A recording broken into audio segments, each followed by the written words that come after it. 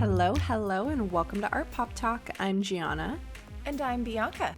Bianca, would you rather talk about the virtual Golden Globes with me or watch Emily in Paris? Well, watching the Golden Globes on my own was treacherous enough.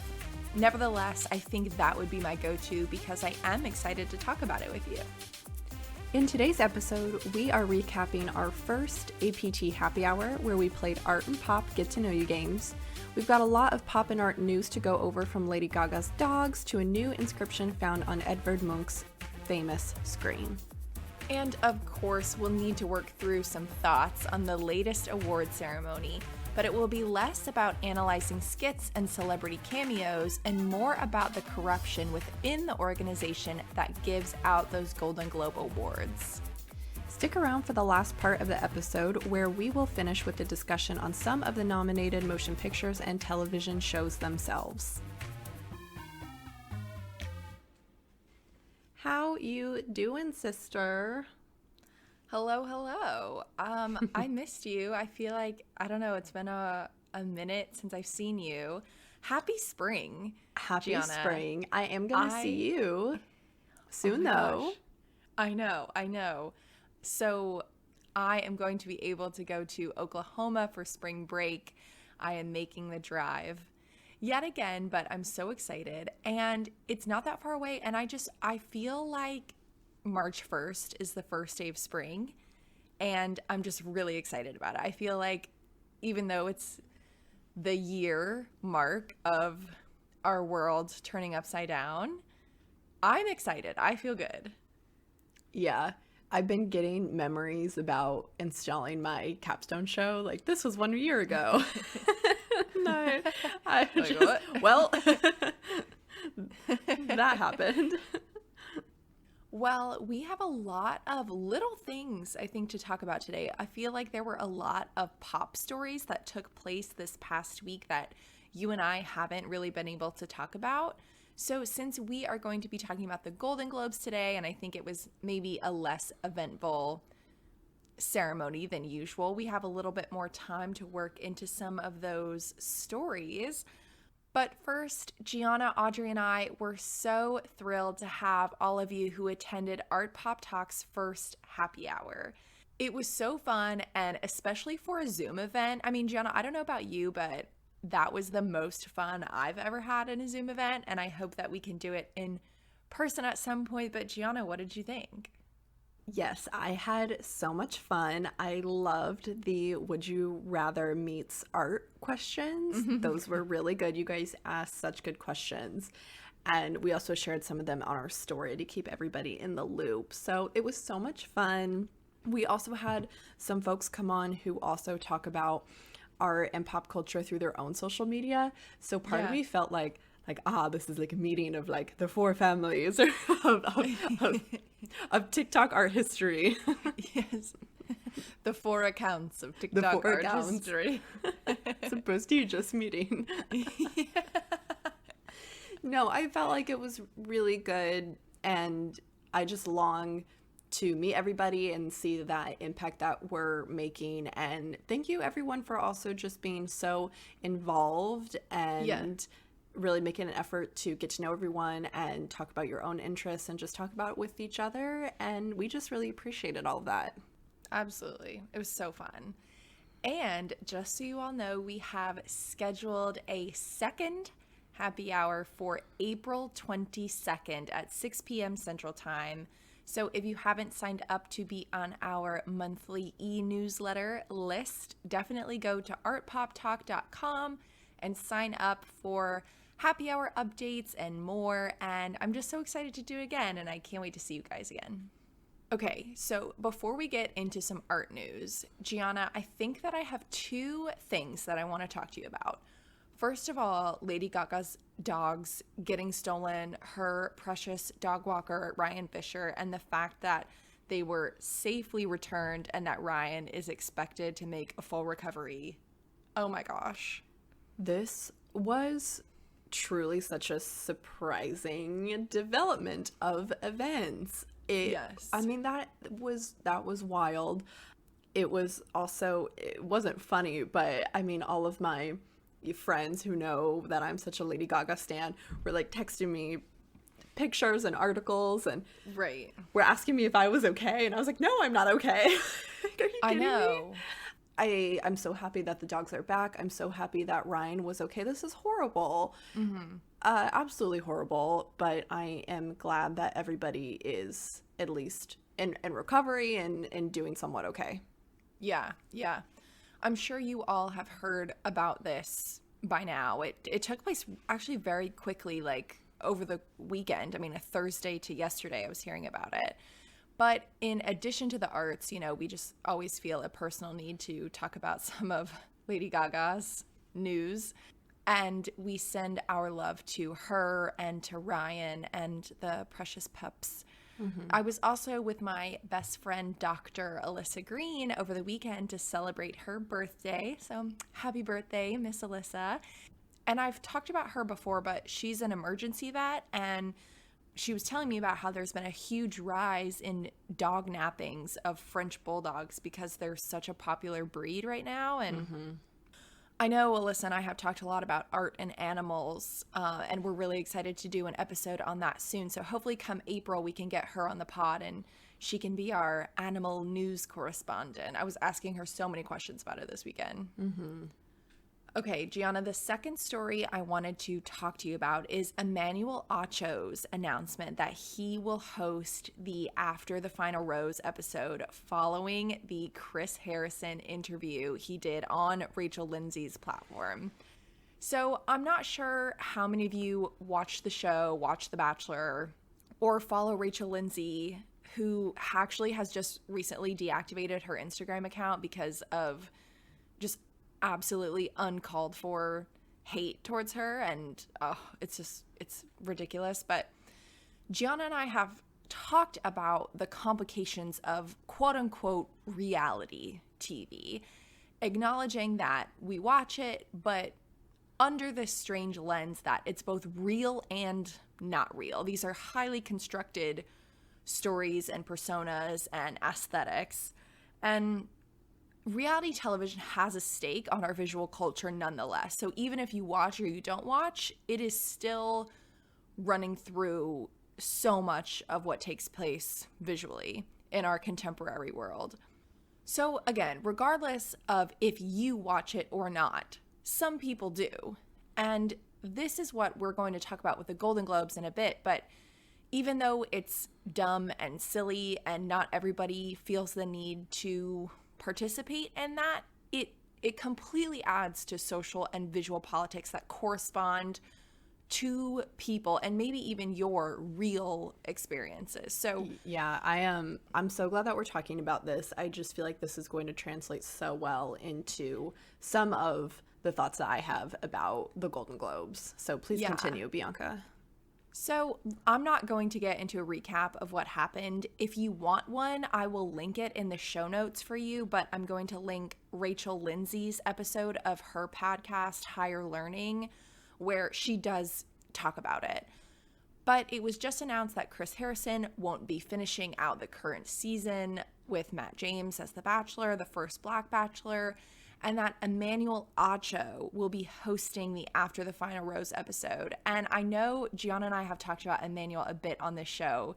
We just adore him, and we love his web series, Uncomfortable Conversations with a Black Man, and the book, which was released under the same title. So, Gianna, I just wanted to see what you thought about this and Acho taking over for what likely very well be an uncomfortable conversation, but a completely necessary one for those interested in The Bachelor and The Bachelor franchise as a whole.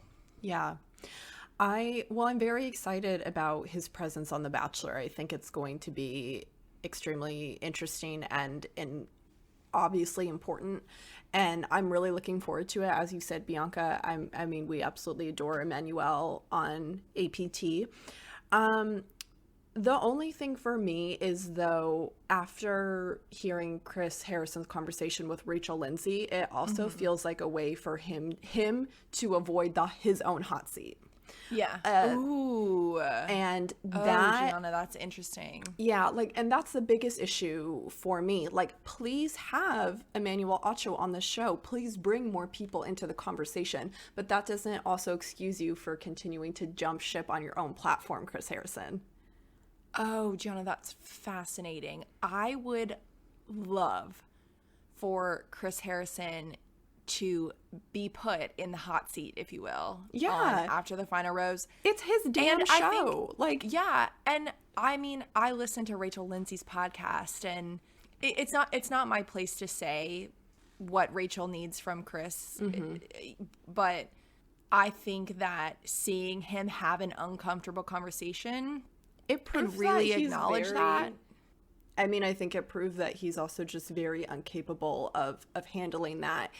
And right, that's the other issue. Right, is that and if so, he couldn't do it on Rachel's platform. Yes. So I don't know. This call to action that we're seeing in Bachelor Nation and Bachelor history, and what's going to happen after the final rose, will be extremely pivotal for Bachelor history and how we want this reality show to move forward. And quite frankly, I'm not feeling confident that Chris Harrison will be able to handle it. If you are not able to be here present in this moment, then please have Emmanuel Acho take over your job. I would love nothing more than to see that. I would love to see him on my screen every Monday. Because you need a host and a person who's able to facilitate these kinds of difficult conversations. Of course. And yeah, so it'll be the most dramatic season of The Bachelor yet.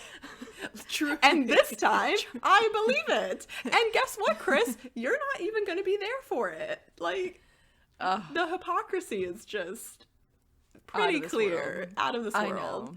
I know. So again, I think the point of Gianna and I talking about this is that we'll circle back to these same kind of talking points when we get to the Golden Globes, but whether you have stake in it or not, you do, because we all need to make this world a better place. And it's dumb, but unless we all boycott things like the Golden Globes and The Bachelor at the same time, it's going to take a little bit more work and understanding one another. So, yeah, I'm really excited. But on that note, are we ready for some art news?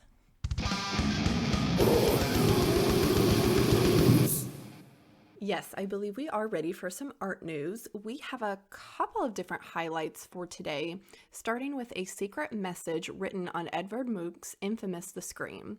It was confirmed this month that the phrase written in pencil in the top left corner of the painting, quote, "can only have been painted by a madman," was put there by the artist himself.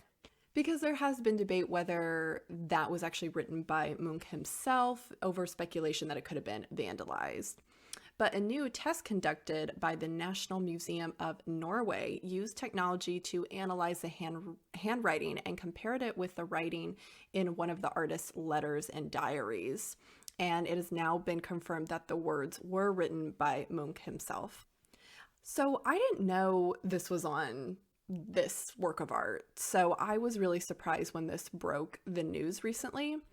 But all in all, this painting has a complex and somewhat mysterious history, in the sense that if you don't know much about The Scream, because this painting is a pretty famous work of art, these things might be a little bit surprising. But for one thing, this is done on cardboard.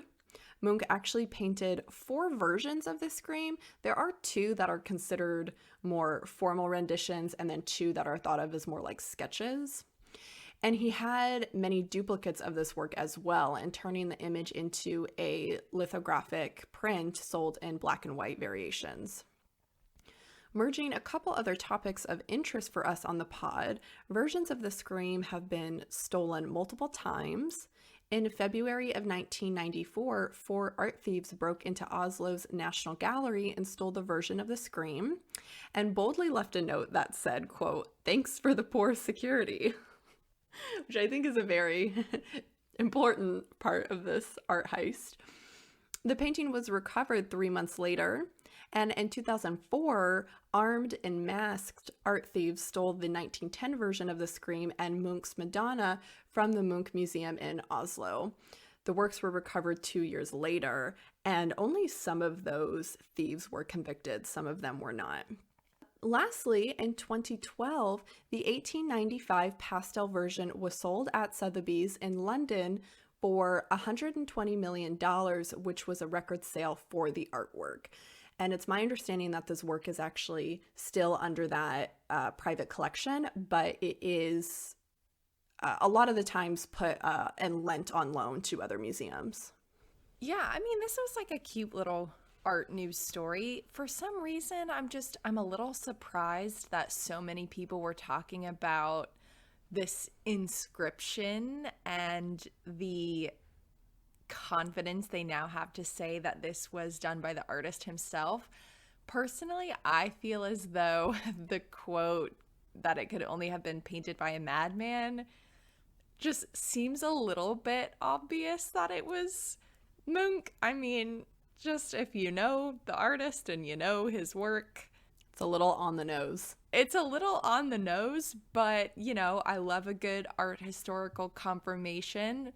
One for the textbooks, one that's not just cherry-picked, but some good hard evidence never hurts in the realm of art history. No, I love some good hard evidence. I just feel as though we have this technology called eyeballs, and I know that looking at handwriting and analyzing that is probably more complex, so please, this is just a joke. But also, like, could we not have cracked this mystery like a little bit ago? No, that's what I thought too. I mean, I saw this breaking headline about Munch. I was like, whoa, what's going on? I was like, is this from like 1980? I mean, like, I don't know. Like, it's cute. And I'm happy. I mean, obviously this work is appropriated a lot. It's used in TV shows. Like, there was a Doctor Who episode about it. Like, I think it just adds to that idea that there is this like mysticism about this painting a little bit, or this oil pastel work.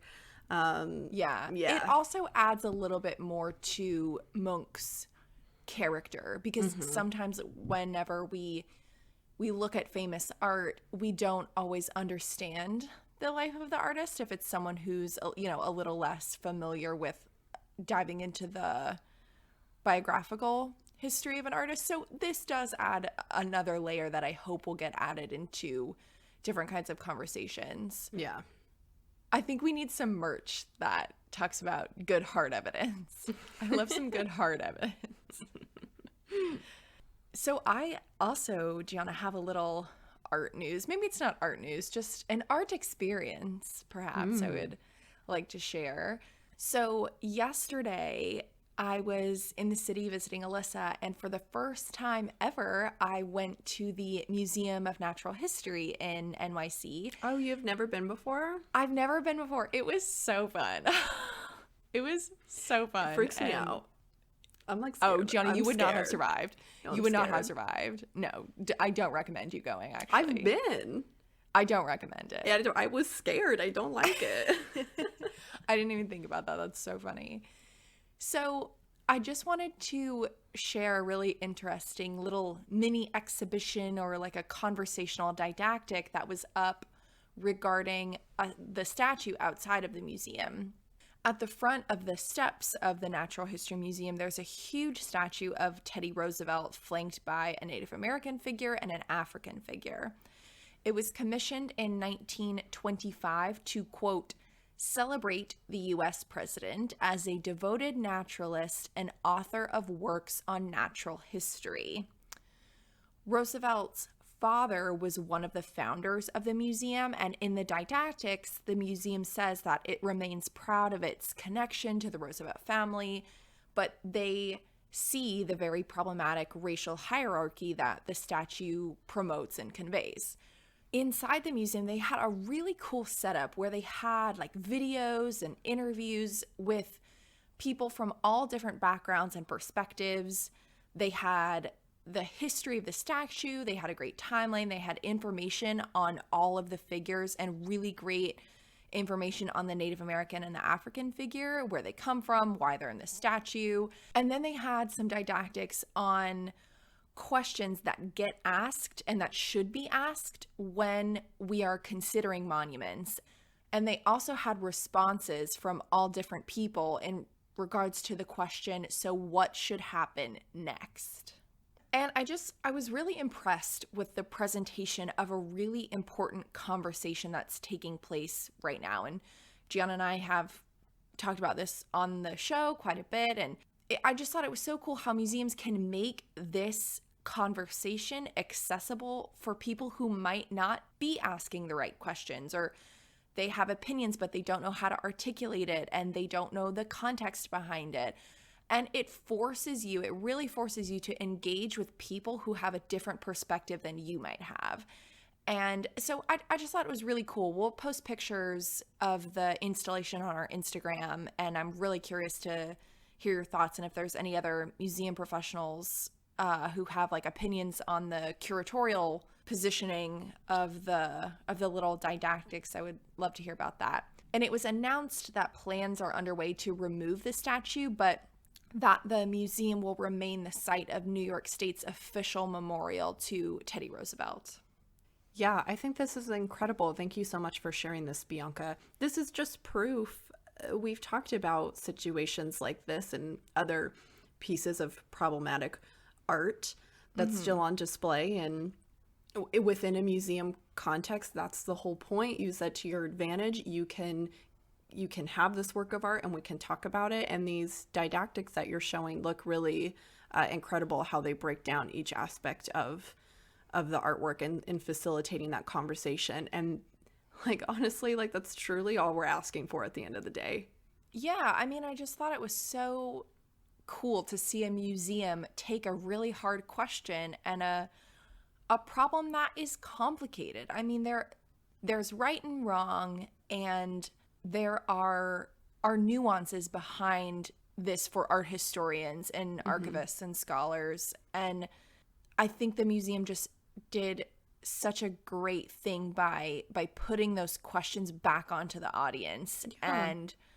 And it's also during COVID when, there's no tours, there's not a ton of in-person conversations with like a lecturer, with a professor, with a docent. Like, I think it was just also presented in such an accessible way during COVID as well, where it can be hard to have those questions answered, or to truthfully like look at yourself and your perspectives and then open your eyes to someone else. Yeah, absolutely.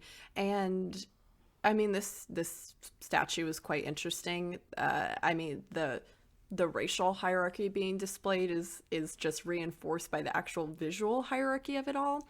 And yeah. Someone who's so in tune to analyzing works of art and monuments might think that's a total obvious, but Bianca, you really said it there. It is completely understandable and appropriate to also assume that people might not be asking all the right questions and posing questions, as I can see here on one of the didactics, is really important to facilitate those questions for the viewer to ask themselves what is going on here. Yeah. So wow, yeah, this was great. Thank you for sharing. Oh yeah, I'm excited to hear everyone's thoughts, because again, I am sure I don't know everything about this, and you know what? It would be really cool to hear someone else's perspective on that. All right, well, should we get into today's Art Pop Talk? Oh, I suppose I'm ready. Okay, fam. So for today's Art Pop Talk, we are going to dive into the Golden Globes. We are not only going to do a recap of the award show itself, we'll talk about some of our favorite films and television series that were and weren't nominated, while acknowledging the issues and hypocrisy of this award show, where personal and corporate biases seem to dictate the nominations and the winners. Yeah, I'm excited to talk about it. I mean, I know I've said it before, but I have the very unpopular opinion that I love watching award shows, and I know I really know that a lot of people don't, and they hate it, and that's totally fine. But I thoroughly, usually enjoy the experience. And, you know, just like what we were talking about with The Bachelor, we know that they don't mean anything on the short term. But it's also just in the moment, it's a cute and fun thing for me at least, to watch a bunch of pretty people with money like get dressed up and hang out. And I like seeing celebrity interactions. Like I just do. I just enjoy it.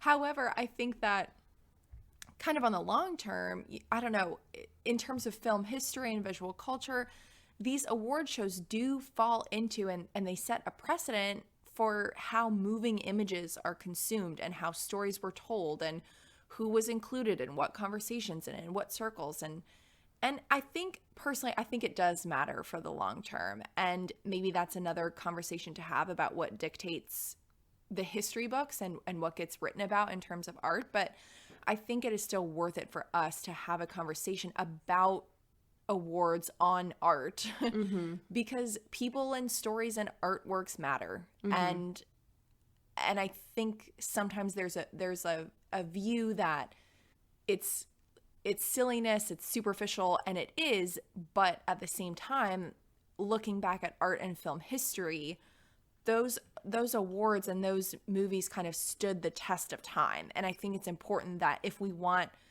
diversity, equity, inclusion in our stories to reflect our actual world, we should have that conversation about what awards get sent out. And so I think that television and film are a part of art history, you know, no doubt. So we're very much living in that. Yes, and that's all to say too, definitely stick around for the later half of our episode where I definitely will reiterate some of the points that Bianca just made in regards to this idea of the silliness of award shows, but also not to be misleaded that these clearly do have an impact on popular culture. And I think that's a good place to start, kind of opening with information we have received about the 2021 Golden Globe nominations, learning about the corruption within the organization that gives these awards out, and why this year, like years past, how the Golden Globe nominations sometimes seem a bit off to us because these choices are being dictated by corporate politics and personal gain, and yet we in the industry continue to use this award show to help dictate Oscar nominations to various degrees, even if that's a small degree. It's still important to understand why and learn about what's going on here.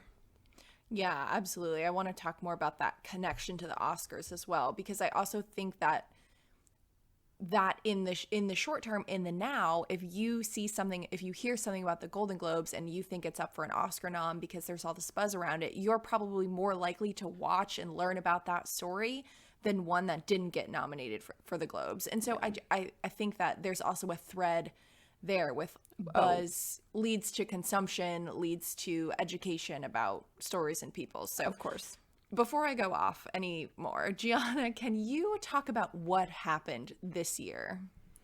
Yes, so I would like to talk about the Hollywood Foreign Press Association, the HFPA, which is a group that gives out the Golden Globe Awards and was founded in 1943 for the purpose of, quote, formalizing their relationship with the studios and facilitate their work of interviewing movie stars and film directors for publications around the world.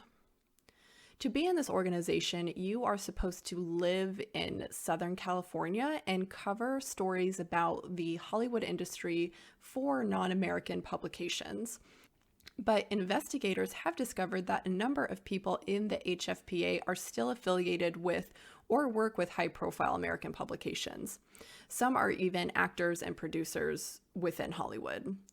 The HFPA is currently composed of about 80 to 90. I want to say this year it was 87 people, none of who are Black. And we now have information about the corruption of the HFPA because of lawsuits and former members and journalists speaking out about their experience being affiliated with them in the past. So the question is, why do the Golden Globes seem to persist through their own chaos and toxicity that they themselves created and perpetuated. Pointed out by film critic Alyssa Wilkinson from a Vox article I came across is that there are many different awards within the entertainment industry given out by journalists, and those awards can be considered pretty prestigious and recognized in high regard by people in the industry, even more so than the Golden Globes, perhaps. It's that the Golden Globes seem to be on our pop culture radar because they are a huge, big televised production. And this brings me to our next big player and financial backer, which is NBC. So NBC adopted the Golden Globes in 1995, and it's been broadcasted through them ever since. And NBC pays a lot of money in order to do so, not only to put on the production of the award show, but to pay the HFPA millions of dollars directly each year. And most of that money received by this group some of it is used for philanthropic purposes, but most of it goes back into paying the members themselves. Now, going back to the more internal corruption of the HFPA, NBC money aside, one of the biggest issues with this group is that receiving bribes and being literally courted by other production companies and projects seem to be the biggest ethical dilemma here.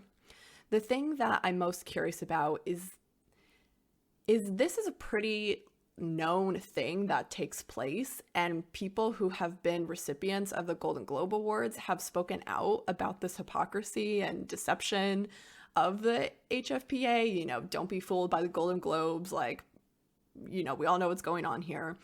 And yet there seems to be this normalization and passiveness where we all know what's going on, and yet extreme changes have not been made in this particular issue.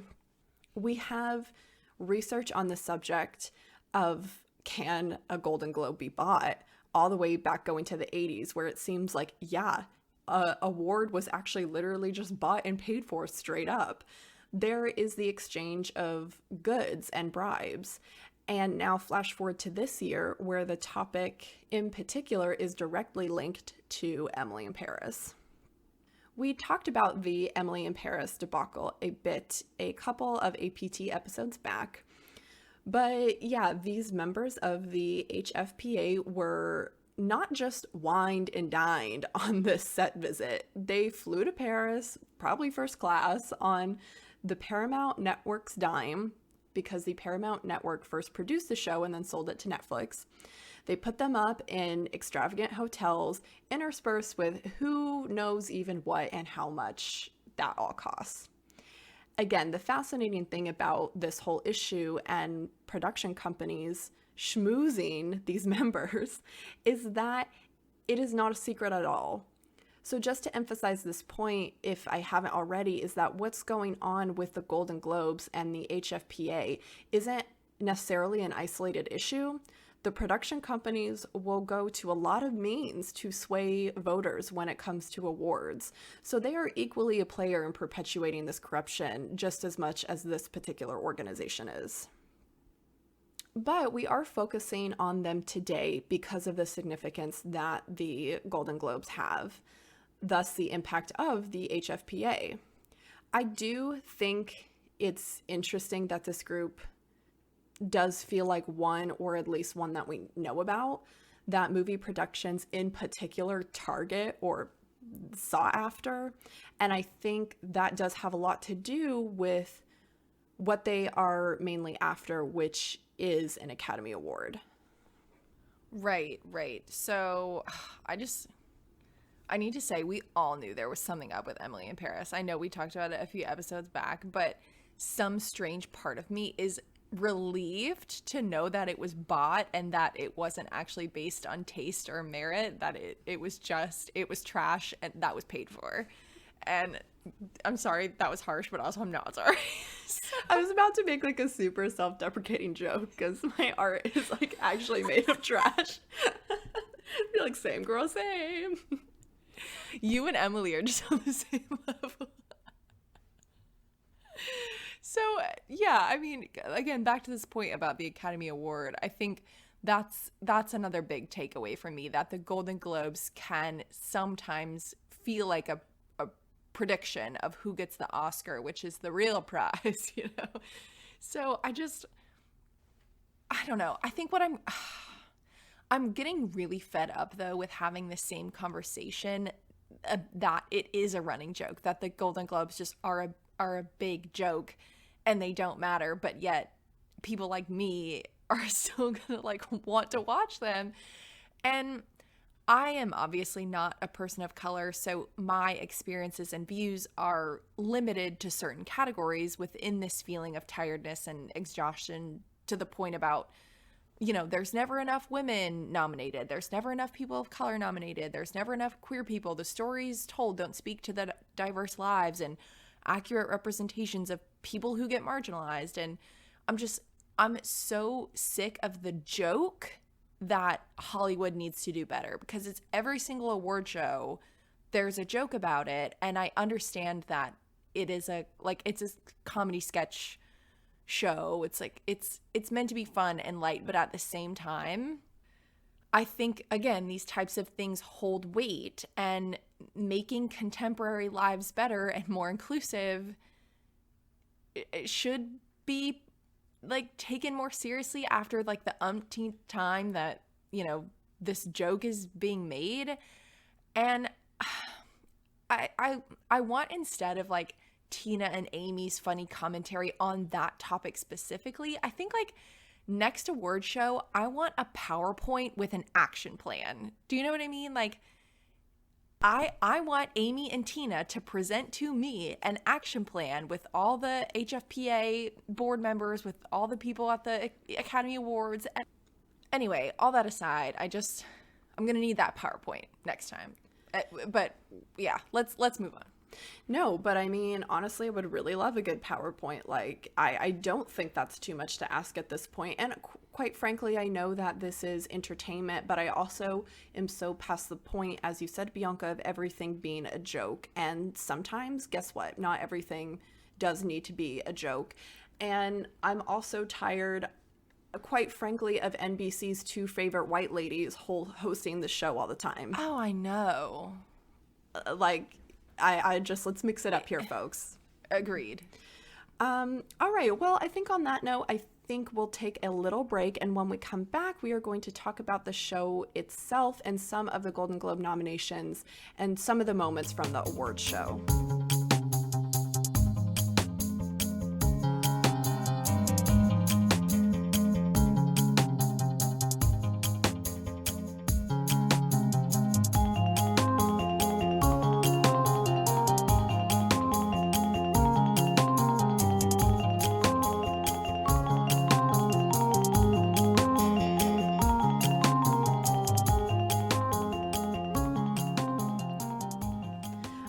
Welcome back, everyone. I say we just get into it. Bianca, I know you were out of town for the weekend, but you were able to watch the Golden Globes, correct? Yes, I did watch, and I don't know, I was disappointed, but I also wouldn't have expected much. I do think that out of the award shows we've watched, like the Emmys and the VMAs, had something pretty good about them that wasn't replicated in the Golden Globes. Like, I didn't hate the Emmys or the VMAs, and this was not a super enjoyable experience for me. And I listened to a podcast this morning, the What a Day podcast, and Gideon said something like his sum of this year's Golden Globes was, this could have been an email. And I do not disagree. I honestly kind of, now that I've seen it, would have preferred maybe just not to have one. Or like maybe they had a 30-minute special where they read the winners or something. Well, I don't know. I don't know. I didn't love it. But yeah, what'd you and think?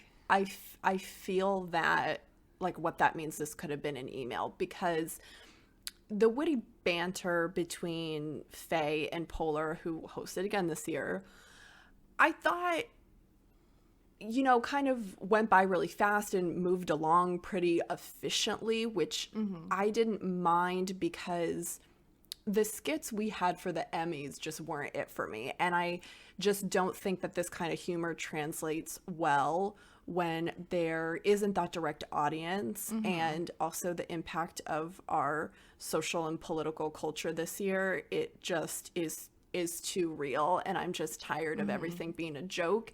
Agreed. And making a joke out of the role that the entertainment industry plays in that. So I kind of was glad to see that at least this award show took shape in a way that was different from what we saw in the Emmys, with really only one short skit with Kenan Thompson and Maya Rudolph, which was super so weird. I just don't understand it. I just don't understand also, like, if you're gonna choose like one thing to do, I just didn't get it, but whatever. But if that was the only like awkward celebrity skit we had to get through, then I guess by all means. But we did have an appearance from 3 HFPA members who addressed us directly, informing us that they are going to strive for a more inclusive group.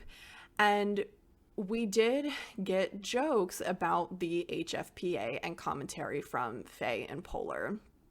Of course, I'm glad that this was addressed to some degree. But other than the slam, like the small slam we got on Emily in Paris, we didn't get any mention of other forms of corruption that take place within this group. They only specifically address the fact that they do not have any Black members in the HFPA, and they are going to do better in the future. The other point of Faye's and Polar's opener that I felt was worth critiquing was that I felt like they were trying to brush off these issues by using the idea that award shows are just silly. 1000%, Gianna. 1000%.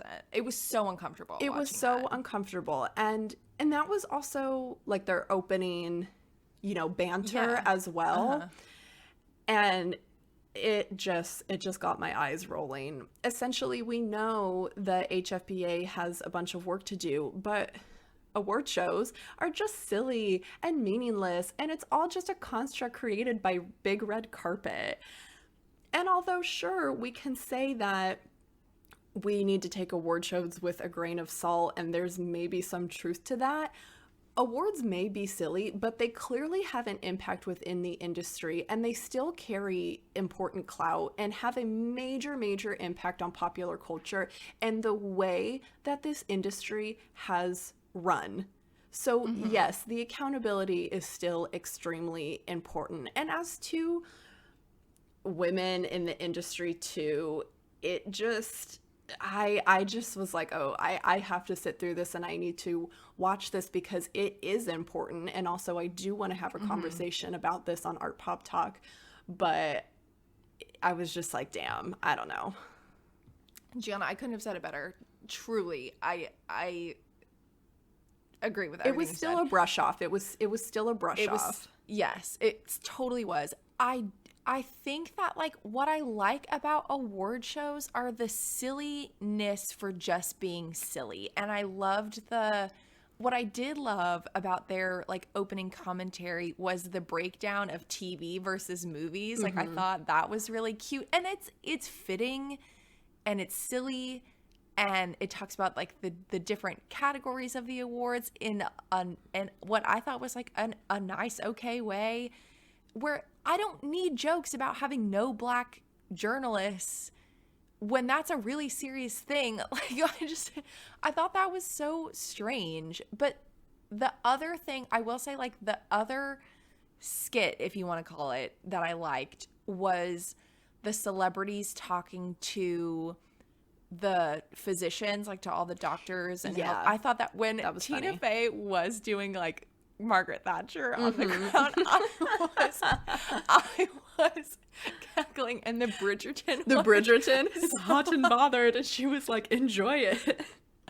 I thought that was like cute and funny, and I'm glad that they got to highlight healthcare workers. And I also did, I mean, I think I thought it was great that healthcare and essential workers were the audience for the night, but they also made that joke about celebrities getting to stay home so you can come out. And I'm like, okay, I guess it's not my place. Like, it's the healthcare workers and essential workers to make that decision for themselves. But again, it was like, no, okay, but these people are putting their lives on the line for you. It just kind of goes to show how, you know, to point out the hypocrisy of, again, that joke that award shows are just silly, because then you in turn just made a joke reinforcing the hierarchy within people in the entertainment industry because they have this privilege that, and we are here letting these essential workers be here during this time. Right. So Right.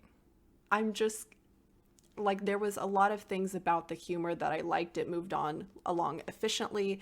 I like that we didn't have to sit through like treacherous skits, but at the same time, I do think there needs to be a little bit more self-awareness. Yeah. So I did want to highlight some of the awards that were given out last night. We can start with Best Performance by an Actor and Actress in a Television Series was given to Catherine O'Hara and Jason Sudeikis. The joke Jason's about hoodie. Yeah, Jason's hoodie. Are you here for the mustache? I'm kind of surprisingly like, I have like, I'm here for Jason showing up in like a Q look. yeah. I fully supported that. Yeah.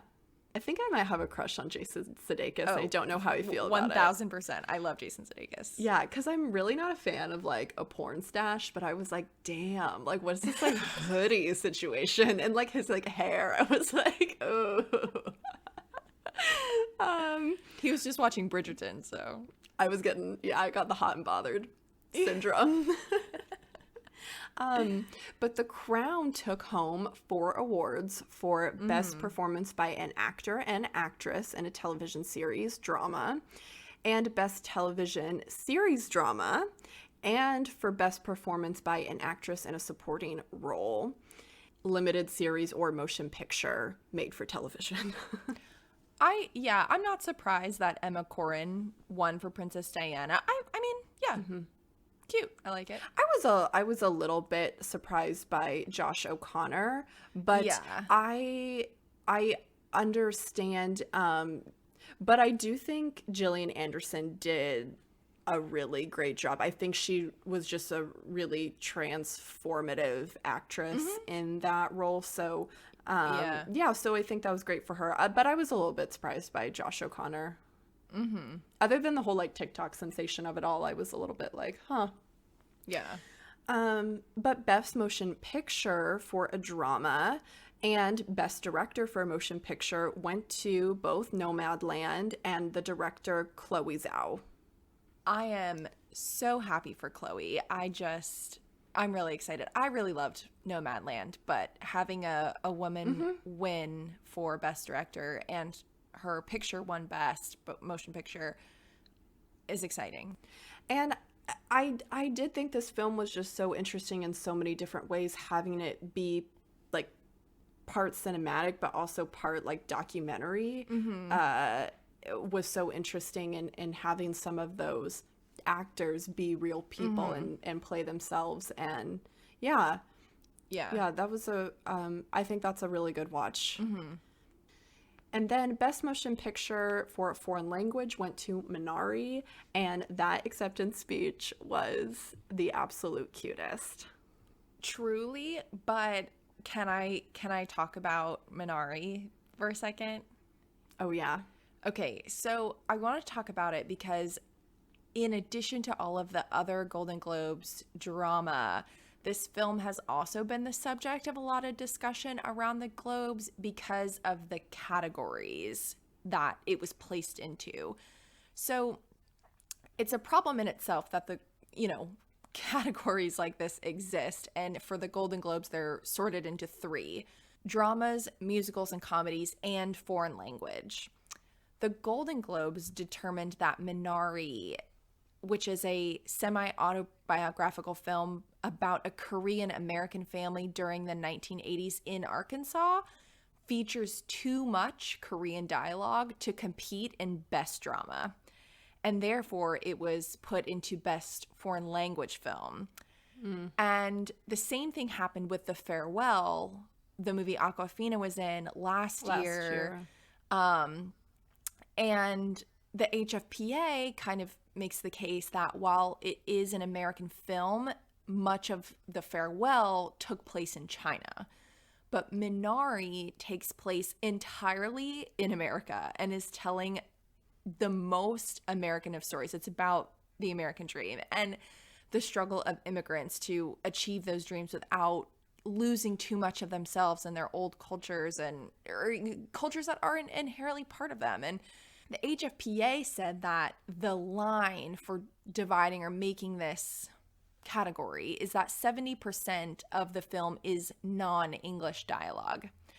But this led to some people talking about the fact that Quentin Tarantino's Inglourious Basterds was not slotted into foreign language despite its scenes in German and French, which I don't know the percentage, like I haven't done the math, but the HFPA made the argument that the foreign language category is just as prestigious as any other, and that films are in no way diminished by competing in the best foreign language category. However, for drama and musical comedy, those two other categories get Best Actor, Best Actress, and foreign language doesn't. And Best Drama and Best Musical Comedy are awarded at the end of the night, and Best Foreign Language appears earlier in the night as far as broadcast goes. And the Globes themselves, they create that sense that foreign language is quote unquote a lesser category than drama or musical comedy, which also too, it's just, oh my gosh, I can't with this, because also we're also talking about Hollywood, which is the American film industry at the same time. So there's just there's so much brushing off in that statement of the fact that all awards carry the same weight, especially again when we're talking about the Golden Globes that do have that impact for Oscar nominations, and we've seen the same things happen within the Oscars as well. Yeah, I wanted to read a quote by Daniel Day Kim. He tweeted that, quote, "This is the film equivalent of being told to go back to your country when that country is actually America." And then the director of The Farewell, Lulu Wang, tweeted, quote, "I have not seen a more American film than Minari this year. It is a story about an immigrant family in America pursuing the American dream. We really need to change these antiquated rules that characterize American as only English speaking." Yeah, absolutely. So everybody go watch Minari. To end for today, the last thing that I wanted to mention was Best Actor and Actress in a Motion Picture Drama, which was Andrea Day for the United States versus Billie Holiday, which I actually watched last night after watching the Golden Globes. And I would definitely highly recommend watching it. Andrea Day is just absolutely transformative in that role. And then we have Chadwick Boseman for Ma Rainey's Black Bottom, and I have not been able to watch that yet. That is on my to-do list for this evening, actually. The speech for Chadwick, I was not well. And aside from that, so beautiful. She looked so stunning. Incredibly, and I'm gonna cry thinking about it. Just listen to the words she's saying, and the impact that he had on so many young people, especially. Oh my gosh. I was not expecting that. It's all just like coming back to me. I've heard, multiple people say the same thing on recapping that or trying to have that conversation, talking about it on the news this morning. It was so moving. Oh, now I'm gonna cry. I know. It was so moving and so truly beautiful. And Ma Rainey's Black Bottom. I've watched that. I have yet to see Andra Day in as Billie Holiday. I've heard some interesting things about that as well. So I'm ready to watch and kind of dive in a little bit. Yeah, and there's so much about her life that I don't know, and there was some plot lines because time moves so fast in the movie, and there's not really distinct like markers of time. And so the timeline of it all, as a person who's just not super familiar with her history, was a little bit confusing to me, but overall completely a transformative role in her playing Billie Holiday. But on that, everybody, thank you so much for tuning in to APT today. We love you all, and we will talk to you all on Tuesday. Bye, everyone. Bye. Art Pop Talks production assistant is Audrey Kaminsky. Music and sounds by Josh Turner. Photography is by Adrian Turner. And our graphic designer is Sid Hammond.